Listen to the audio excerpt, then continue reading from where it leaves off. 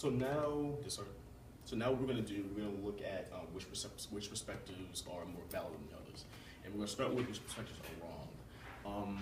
I came to the conclusion that the second and third perspectives are wrong. The second perspective being that explicit content is good here, but not here, sort of picking and choosing where explicit content can be presented. I think that one's invalid because it presents a sort of hypocrisy, and it really sort of completely goes against the idea of art. Like sort of, it limits art, which shouldn't happen, because art in general should just be a like sort of a free for all of like expressing emotions and stories or whatever you want.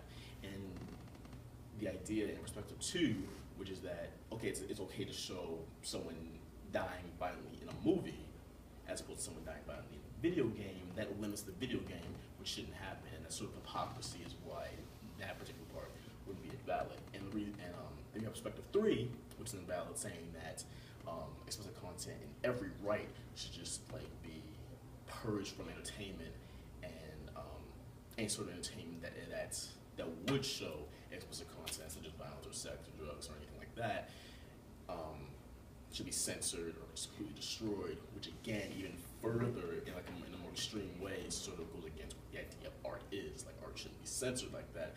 They should just be able to present what they want freely and without fear of being criticized or vilified or restricted in any kind of way. So that leads us with the first perspective, which is right, which is, since what I said before, is that art should just be allowed to be expressed and shown and distributed freely, and anything like ratings or restrictions shouldn't be able to interfere with how the art is distributed, or in what amount the art is distributed. So you don't interfere with any sort of exposure or profit the artist can possibly get.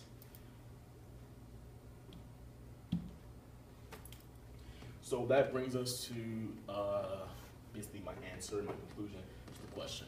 So just to reiterate, the question was, how can we decide, or how do we know what is acceptable and what isn't in entertainment media? And my ultimate answer is that we really don't. That's not something that we can decide. We can't really decide what is acceptable, because again, that would it would destroy what the whole point of art is. And it's also just going to be a constant debate that no one's ever going to agree on. So there's no real way that we can effectively decide what's acceptable and what isn't, because there's never going to be a coherent, universal answer to that. So I say we should just abandon any hope of getting an answer and just let art be. And like first perspective leaves us with as much freedom as we want in how we distribute art, as I've said many times before. So as far as how it affects my real life situation, hatred, even if you don't necessarily agree or you don't like what hatred presents, you can easily just avoid it.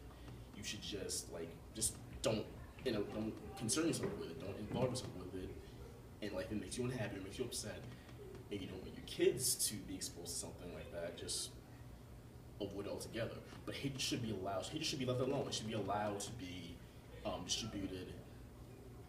distributed freely without the developers having any fear of their game being pulled off shelves or off of a delivery page or something like that.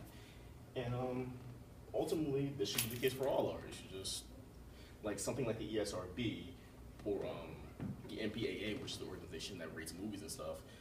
Those things should just be eliminated altogether. There should be no rating. There should be no restrictions on how art is presented. And ultimately, not being exposed to uncomfortable or inappropriate content in art should be the responsibility of whoever's viewing it. So, and that's it for my presentation.